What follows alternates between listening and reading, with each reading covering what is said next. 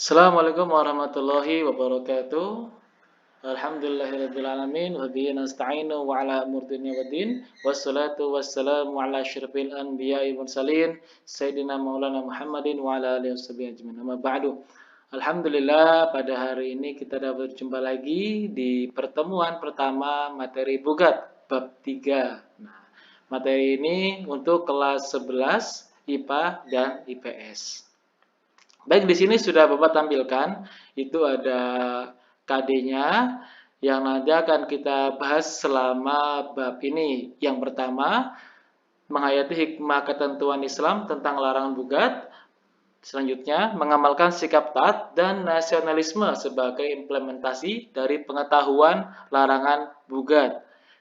Selanjutnya, menganalisis ketentuan tentang larangan bugat, dan yang terakhir, menyajikan contoh-contoh hasil analisis larangan bugat. Baik, marilah kita mulai pembahasan kita pada hari ini dengan sama-sama baca basmalah. Bismillahirrahmanirrahim.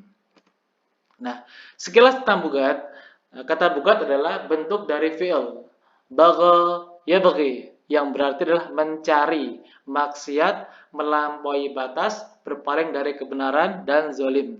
Nah, sedangkan menurut istilah syar'i, bugat berarti orang-orang yang menentang imam dengan jalan keluar dari pimpinannya dan menolak kewajiban yang dibebankan kepadanya, dan mereka mempunyai alasan, pengikut, dan kekuatan, serta ada imamnya tersendiri. Jadi mereka memiliki imam sendiri yang dipercaya bisa membantu mereka dalam menegakkan kebenaran menurut mereka dan menggoncangkan imam yang telah ada atau pemimpin yang sudah ada. Dari pengertian tersebut, sekelompok orang dikatakan bugat jika memenuhi syarat sebagai berikut. Yang pertama, memiliki kekuatan untuk melawan. Yang kedua, mereka menyatakan keluar dan tidak mau memenuhi kewajiban yang dibebankan kepada mereka.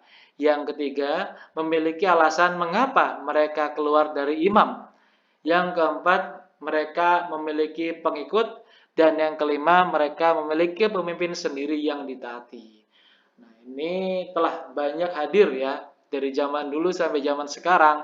Khususnya di Indonesia ini sudah banyak hadir yang seperti ini.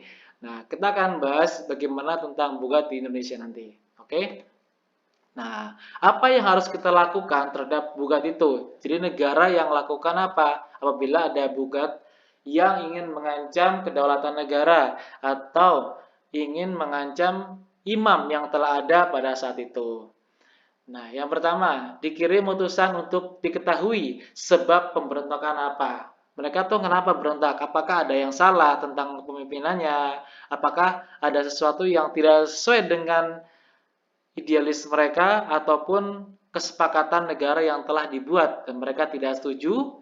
Maka dikirim utusan untuk ketahui sebabnya apa. Kalau bisa diselesaikan secara damai, mereka bisa mengikuti, bisa mengerti, maka selesai masalahnya.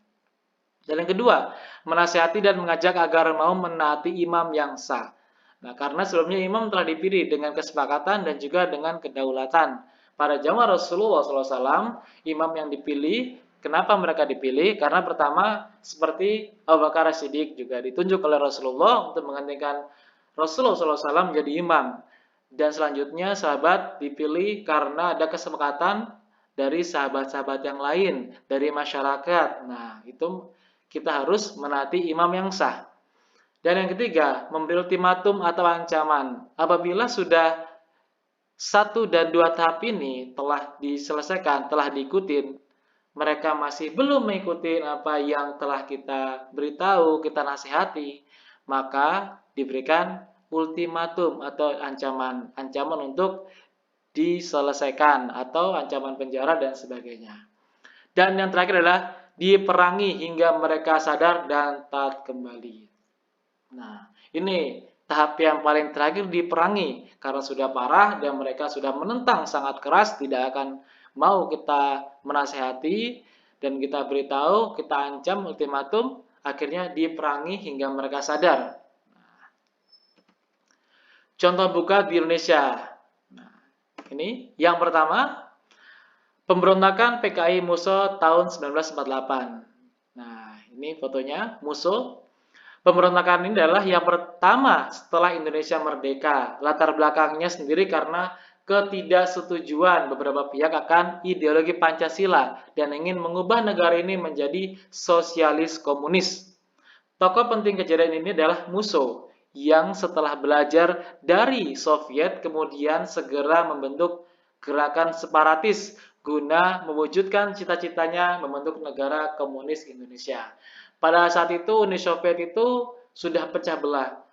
Nah, jadi negara Soviet sendiri, Rusia dan sebagainya. Mereka paham adalah ideologi sosialis komunis. Dan Musso ini ingin mendirikan komunis di Indonesia, mengubah semua paham-paham yang ada di Indonesia menjadi sosialis komunis.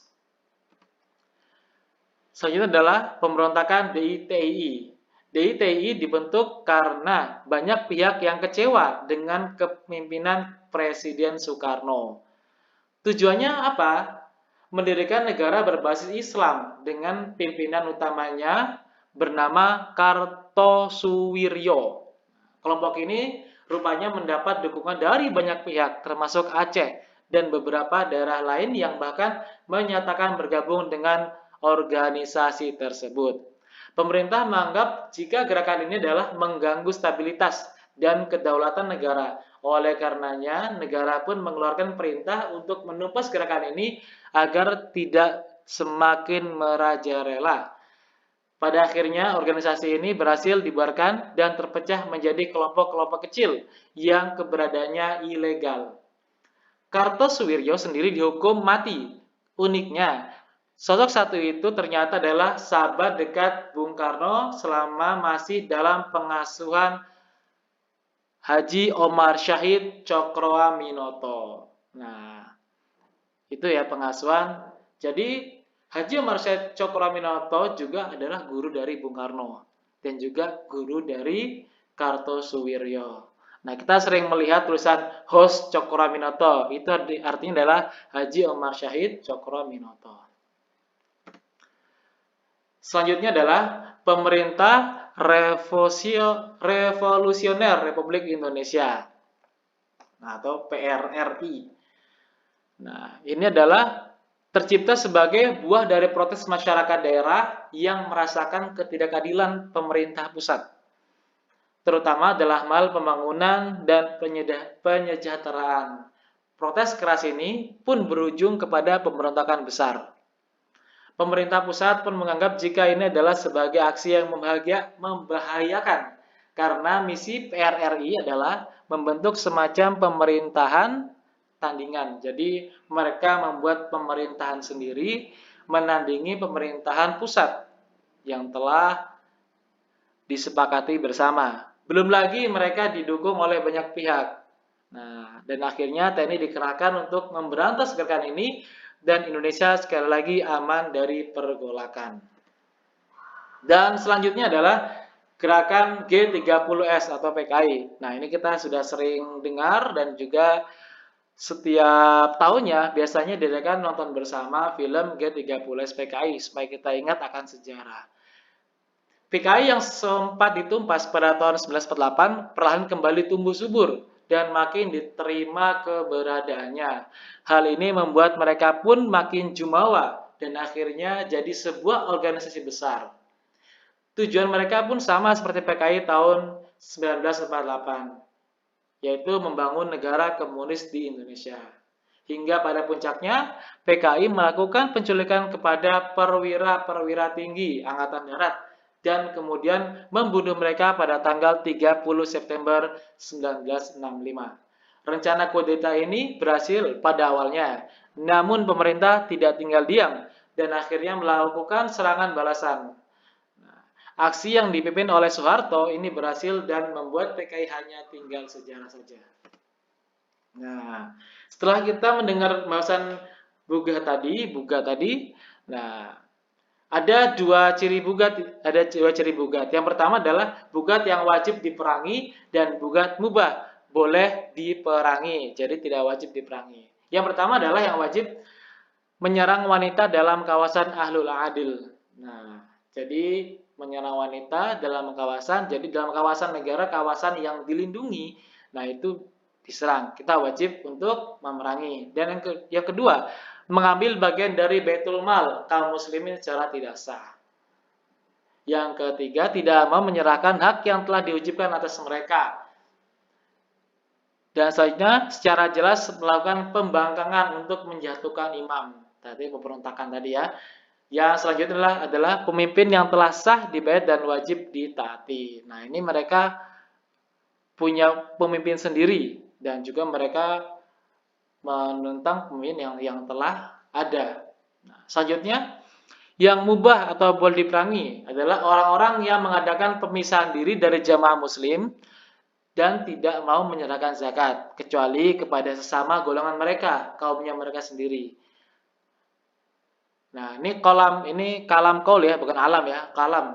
Perkataan. Jadi Imam Syafi'i berpendapat mereka perang terhadap mereka mubah atas dasar pendapat bahwa penyerahan zakat ke Baitul Mal adalah sunnah dan tidak wajib. Jadi karena tidak memberi zakat yang dikelola oleh satu tempat, misalnya zakat oleh pemerintah, nah mereka memberikan zakat sendiri. Dan karena apa? Karena itu bukan sifatnya wajib menyerahkan zakat sepenuhnya ketika misalnya ada perayaan Idul Fitri. Nah itu langsung diserahkan dan dikelola masing-masing oleh diri mereka sendiri. Dan itu boleh mereka lakukan.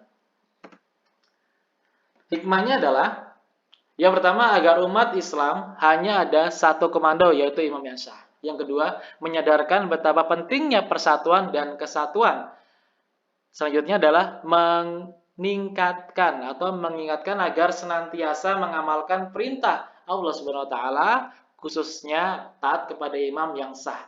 Dan yang terakhir adalah mengingatkan bahwa perbedaan dalam satu kelompok adalah rahmat, asal tidak terjadi percekcokan dan permusuhan. Baik, terima kasih. Ini sedikit dari penjelasan bugat. Nanti untuk latihan soal sebagainya akan kita sampaikan selanjutnya.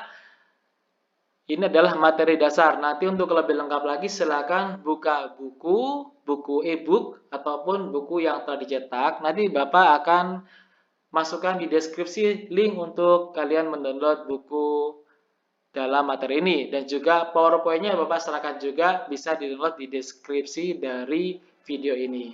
Baik, sekian dari Bapak. Terima kasih. Wassalamualaikum warahmatullahi wabarakatuh.